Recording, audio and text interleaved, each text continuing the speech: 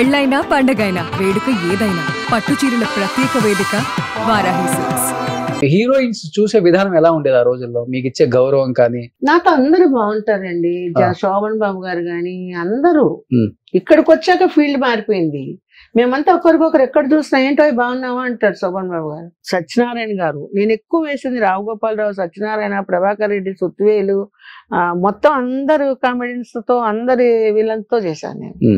అట్లాగే శివాజ్ గణేశం గారితో చేశాను, విష్ణువర్ధన్ తో చేశాను, అంబరీష్ తో చేశాను, మమ్ముటితో చేశాను మలయాళంలో. అందరు నాకు ఇచ్చే గౌరవం నాకు ఉంటుంది, బాగా పలకరిస్తారు, బాగా మాట్లాడతారు. సో మీకు బాగా ఇష్టమైన హీరో అంటే పర్సనల్ లైఫ్ లో కూడా మీకు అడ్వైజ్లు ఇచ్చి పలాంటి కొనుక్కో డబ్బులు వస్తే శోభన్ బాబు గారు ఇలాంటి వాళ్ళు, ఎందుకంటే వాళ్ళు రిచెస్ట్ పర్సన్ సౌత్ ఇండస్ట్రీలోనే. శోభన్ బాబు ఒకరు, మురళీమోహన్ గారు ఒకరు.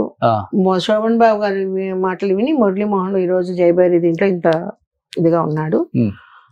శోభన్ బాబు గారు ఎప్పుడు చెప్తారు, భూమి మీద పెట్టిన ఇంత పైసా కూడా వేస్ట్ అవ్వదు, ఏదైనా డబ్బు ఉంటే భూమి కొనుక్కొని పెట్టుకో, రేపు పొద్దున మనకు అదే ఆధారం అని చెప్తుంటారు. మీరు చెన్నైలో ఉన్న ఆర్టిస్ట్ కాబట్టి ఇప్పటి వరకు కూడా half of the Chennai Shobhan Babu గారిది అంటారు, నిజమే? ఉంది, మెహతా నగర్ లో ఉంది, తర్వాత ఔటర్ కట్ లో ఉంది.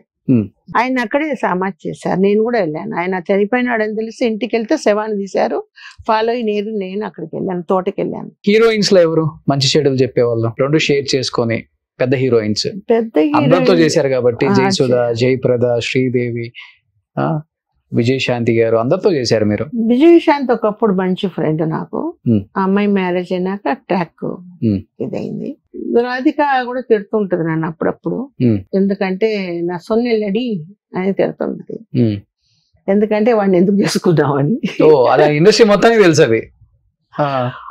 ఆ ఇండస్ట్రీలో ఇంకొకటి, నేను కొన్ని పర్మనెంట్ చెప్పాను కదా బ్యానర్స్, ఈ అమ్మాయిలు ఉంటారు కదా, ఈ కడపత్రం కోసం రేడుకు పోతే పట్టుకొని ఇచ్చేసి పలానా జైషులు అందరినీ పట్టించేస్తుందని రూమర్ కూడా చేశారు.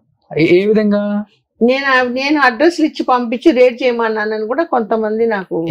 హీరోయిన్స్ కాదు, ఈ క్యారెక్టర్ ఆర్టిస్టులు ఉంటారు కదా, వాళ్ళకు తెలిసి ఒకటి తెలియక ఒకటి ఇచ్చేసి ఇంట్లోనే పెడతారు మకాం. ఎవరు? అదే ఇంట్లో మకాం పెట్టుంటారు, వాళ్ళు వెళ్తారు కడపాత్రం కోసం, లేకపోతే ఇళ్లలో వాళ్ళు చేసుకుంటారని మనకు తెలీదు. వీళ్ళకి ఇన్ఫర్మేషన్ వస్తుంది, పక్కన ఎవరో పోలీస్ డిపార్ట్మెంట్ అంటే ఇన్ఫర్మేషన్ వస్తాయి.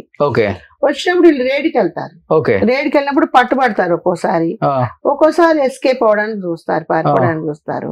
సో అట్లాంటప్పుడు నేనే చెప్పానని చెప్పి ఒక కేజీ మన కేఆర్జీ గారిని పెద్ద ప్రొడ్యూసర్ ఉండేవారు తమిళ్లో, ఈ మమ్ముటి వీళ్ళని అందరినీ పెట్టి చాలా సినిమాలు తీశారు.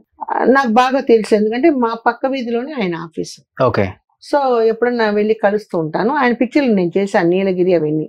మీరు రైడ్లు చేస్తానని చెప్పిన ఆర్టిస్టులు ఎవరు? లేడీ ఆర్టిస్టులు ఉన్నారు, వాళ్ళ పేర్లు ఎందుకులేండి, ఉన్నారు కొంచెం అతి అతి తెలివి వాళ్ళు ఉన్నారు, ఇద్దరు ముగ్గురు. నేను పోయేది వాళ్ళు పట్టుకుండేది వీడు, మధ్య నాకేం వచ్చింది? మీరు పోలీసుతో ఉన్నారు కదా, పోలీసు వాడేదో ఇది పడితే మా ఇది లేక మేము సంసారం చేసుకుంటున్నాం, నాకు ఏమొస్తుంది మిమ్మల్ని పట్టిస్తే? అప్పుడు ఉండే అసలు ఇట్లా ఉంటాయండి, లేకుండా ఎట్టుంటది. ఇప్పుడు మా ఇంట్లో మా వాడే చెప్పేవాడు, దాన్ని రేడుకు పోయాను, వదిలేసి వచ్చాను, వద్దులే పాపం అనేసి అని కొన్ని చెప్తాడు ఇంట్లో. మీ వారే చెప్తారు మీకు? వదిలేశాను. కొంతమంది పెద్ద హీరోయిన్ అమ్మ వాళ్ళే ఉన్నారు, అయ్యయ్యో, వాళ్ళే జుట్టు పట్టుకొని ఈడ్చుకొని వచ్చి కొట్టిన రోజులు కూడా ఉన్నాయి. ఆయన పెద్ద పెద్ద హీరోయిన్స్ మదర్స్ నే వాళ్ళు ఈ పని చేస్తుంటే అవి నేను చెప్పకూడదు, ఎందుకంటే నేను ఇండస్ట్రీలో ఉన్నాను కాబట్టి